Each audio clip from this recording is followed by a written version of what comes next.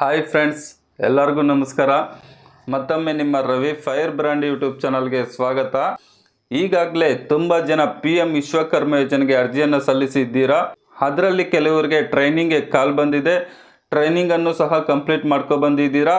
ಅದರಲ್ಲಿ ಕೆಲವರಿಗೆ training amount ಬಿದ್ದಿದೆ, ಮತ್ತೆ ಕೆಲವರಿಗೆ ಬಿದ್ದಿಲ್ಲ, ಮತ್ತೆ ಕೆಲವರಿಗೆ ಬ್ಯಾಂಕ್ ಕಡೆಯಿಂದನೂ ಕಾಲ್ ಬಂದಿದೆ, ಈ ಥರ ಲೋನ್ ಕೊಡ್ತೀರಾ ಅಂತ ಹೇಳ್ಬಿಟ್ಟು.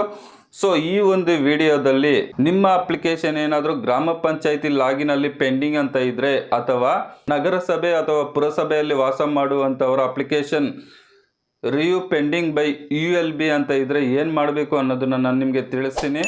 ಅದಕ್ಕೂ ಮುಂಚೆ ಯಾರೆಲ್ಲ ನಮ್ಮ ಯೂಟ್ಯೂಬ್ ಚಾನಲನ್ನು ಸಬ್ಸ್ಕ್ರೈಬ್ ಮಾಡ್ಕೊಂಡಿಲ್ವೋ ಅಂಥವ್ರು ಕೂಡಲೇ ಸಬ್ಸ್ಕ್ರೈಬ್ ಮಾಡ್ಕೊಳ್ಳಿ. ಇನ್ನು ತಡ ಮಾಡೋದಿಲ್ಲ, ಮಾಹಿತಿ ಒಳಗಡೆ ಹೋಗೋಣ. ಸೊ ಗ್ರಾಮ ಪಂಚಾಯತಿ ಮಟ್ಟದಲ್ಲಾದರೆ ಯಾರನ್ನು ಭೇಟಿ ಆಗಬೇಕು, ಅದೇ ರೀತಿ ಪುರಸಭೆ ನಗರಸಭೆ ಅಂತವರು ಯಾರನ್ನು ಭೇಟಿ ಮಾಡಿ ನಿಮ್ಮ ಅಪ್ಲಿಕೇಶನನ್ನು ಅಪ್ರೂವಲ್ ಮಾಡಿಸ್ಕೋಬೇಕು ಅಂತ ನಿಮಗೆ ತಿಳಿಸ್ತೀನಿ. 3 ವಿಧದಲ್ಲಿ ತಿಳಿಸ್ತೀನಿ. 3 ವಿಧದಲ್ಲಿ ನೀವು ನಿಮ್ಮ ಒಂದು ಅಪ್ಲಿಕೇಶನನ್ನು ಅಪ್ರೂವಲ್ ಮಾಡಿಸ್ಕೋಬೋದು. ನೆಕ್ಸ್ಟ್ ವಿಡಿಯೋದಲ್ಲಿ DM ಅಥವಾ DFO ಅವರ ಲಾಗಿನಲ್ಲಿ ಇದ್ದರೆ ಯಾವ ರೀತಿ ಅಪ್ರೂವಲ್ ಮಾಡಿಸ್ಕೋಬೇಕು ಅಂತ ನೆಕ್ಸ್ಟ್ ವಿಡಿಯೋದಲ್ಲಿ ತಿಳಿಸ್ತೀನಿ. ಈಗ ಗ್ರಾಮ ಮಟ್ಟದಲ್ಲಿ ಅಥವಾ ಪುರಸಭೆ ನಗರಸಭೆಯಲ್ಲಿ ಇರ್ತಕ್ಕಂಥವ್ರ ಅಪ್ಲಿಕೇಶನನ್ನು ಅವರ ಲಾಗಿನಿಂದ ಯಾವ ರೀತಿ ಅಪ್ರೂವಲ್ ಮಾಡಿಸ್ಕೊಳ್ಳೋದು ಅನ್ನೋದನ್ನು ತಿಳಿಸ್ತೀನಿ. ನಾವು 3 ವಿಧದಲ್ಲಿ ನಮ್ಮ ಒಂದು ಅಪ್ಲಿಕೇಶನನ್ನು ಅಪ್ರೂವಲ್ ಮಾಡಿಸ್ಕೋಬೋದು. ಮೊದಲನೇ ವಿಧಾನ ಏನಪ್ಪ ಅಂತ ಅಂದರೆ, ನಾವು ಅಪ್ಲಿಕೇಶನನ್ನು ಹಾಕ್ತೀವಿ, ಹಾಕಿದಾಗ ಅದೇನಾಗುತ್ತೆ ಅಂದರೆ ಗ್ರಾಮ ಪಂಚಾಯತಿ ಲಾಗಿನ್ಗೆ ಹೋಗುತ್ತೆ. ಅದೇ ನಗರಸಭೆ ಪುರಸಭೆ ಇರ್ತಕ್ಕಂಥವರು ಆ ಒಂದು ಅಧ್ಯಕ್ಷರ ಲಾಗಿನ್ಗೆ ಹೋಗುತ್ತೆ. ಹೋದಾಗ ಅವರು ನಿಮ್ಮ ಅಪ್ಲಿಕೇಶನನ್ನು ವೆರಿಫೈ ಮಾಡಿ ಇವತ್ತು ಅರ್ಜಿಯನ್ನು ಹಾಕಿದರೆ ನಾಳೆನೇ ಅಪ್ರೂವಲ್ ಮಾಡ್ಬೋದು, ನಾಳಿದ್ದು ಮಾಡ್ಬೋದು, 1 ವಾರಕ್ಕೆ ಮಾಡ್ಬೋದು, 1 ತಿಂಗಳಿಗೆ ಮಾಡ್ಬೋದು, ಅಥವಾ 2 ತಿಂಗಳಿಗೆ ಮಾಡ್ಬೋದು, ಅಥವಾ 6 ತಿಂಗಳಿಗೆ ಮಾಡ್ಬೋದು. ಅದು ಅವರು ಯಾವಾಗ ಬೇಕಾದರೂ ಮಾಡ್ಬೋದು. ಅದು ನಿಧಾನ ಆದರೂ ಆಗ್ಬೋದು, ಇಲ್ಲ ಬೇಗ ಆದರೂ ಆಗ್ಬೋದು.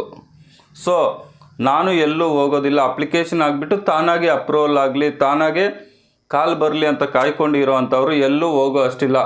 ಅಪ್ಲಿಕೇಶನ್ ತಾನಾಗೆ ಅಪ್ರೂವಲ್ ಆಗಿ ನಿಮಗೆ ಟ್ರೈನಿಂಗ್ಗೆ ಕಾಲ್ ಬರ್ಬೋದು.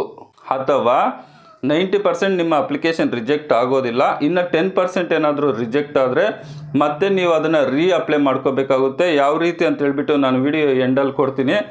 ಸೊ ಇದು ಒಂದು ವಿಧಾನ. ನಾನು ಎಲ್ಲಿಗೂ ಹೋಗೋದಿಲ್ಲ, ಅಪ್ಲಿಕೇಶನ್ ತಾನಾಗೆ ಅಪ್ರೂವಲ್ ಆಗಲಿ ಅಂತ ಅಂದ್ಕೊಂಡಿರೋ ಅಂಥವ್ರು ಎಲ್ಲೂ ಹೋಗೋ ಅವಶ್ಯಕತೆ ಇರೋದಿಲ್ಲ. ಅದೇ ಇನ್ನು 2ನೇ ವಿಧಾನ ಹೇಳ್ತೀನಿ ನಾನು ನಿಮಗೆ.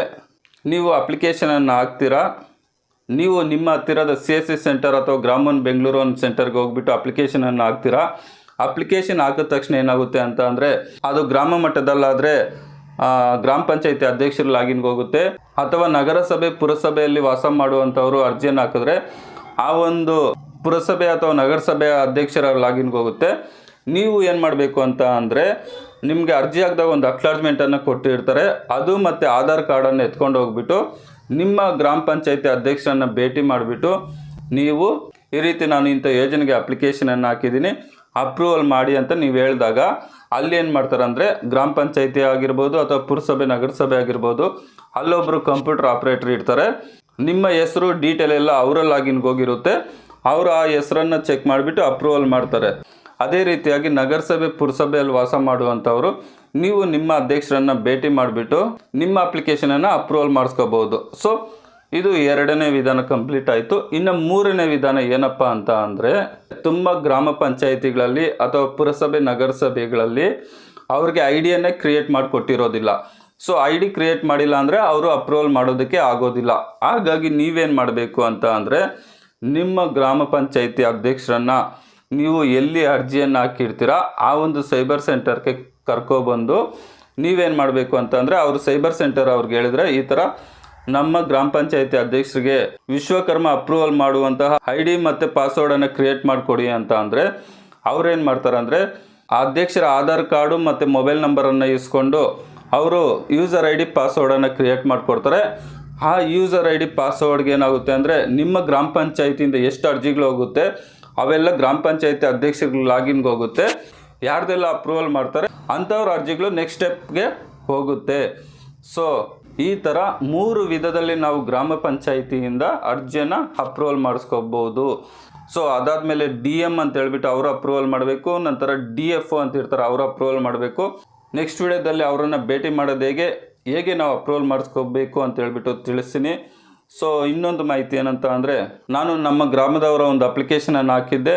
ಸೊ ಅವ್ರಿಗೆ ನಿನ್ನೆ ಬ್ಯಾಂಕ್ ಕಡೆಯಿಂದ ಕಾಲ್ ಬಂದಿದೆ, ನಿಮಗೆ ಲೋನು ಕೊಡ್ತೀರಿ, ಡಾಕ್ಯುಮೆಂಟ್ಸ್ ಎಲ್ಲ ಎತ್ಕೊಬರ್ರಿ ಅಂತ ಹೇಳಿದ್ದಾರೆ. ಸೊ ನಾನು ಕೂಡ ಅವ್ರ ಜೊತೆ ಬ್ಯಾಂಕಿಗೆ ಹೋಗ್ತಾ ಇದ್ದೀನಿ, ಏನೇನು ಡಾಕ್ಯುಮೆಂಟ್ ಬೇಕು, ಯಾವ ರೀತಿ ಪ್ರೊಸೆಸಿಂಗ್ ಅಂತ ತಿಳ್ಕೊಳ್ಳೋದಕ್ಕೆ. ನಿಮ್ಗೇನೇ ಡೌಟ್ ಇದ್ದರೂ PM ವಿಶ್ವಕರ್ಮ ಯೋಜನೆ ಬಗ್ಗೆ ಕಮೆಂಟ್ ಮಾಡಿ, ನಾನು ಪ್ರತಿಯೊಬ್ಬರಿಗೂ ಸಹ ರಿಪ್ಲೈ ಮಾಡ್ತೇನೆ. ಅದೇ ರೀತಿಯಾಗಿ ಯಾರೆಲ್ಲ ನಮ್ಮ ಯೂಟ್ಯೂಬ್ ಚಾನಲನ್ನು ಸಬ್ಸ್ಕ್ರೈಬ್ ಮಾಡ್ಕೊಂಡಿಲ್ವೋ ಅಂಥವ್ರು ಕೂಡಲೇ ಸಬ್ಸ್ಕ್ರೈಬ್ ಮಾಡ್ಕೊಳ್ಳಿ. ವಿಡಿಯೋ ನೋಡಿದ್ದಕ್ಕಾಗಿ ಧನ್ಯವಾದಗಳು. ಬಾಯ್, ಟೇಕ್ ಕೇರ್ ಫ್ರೆಂಡ್ಸ್.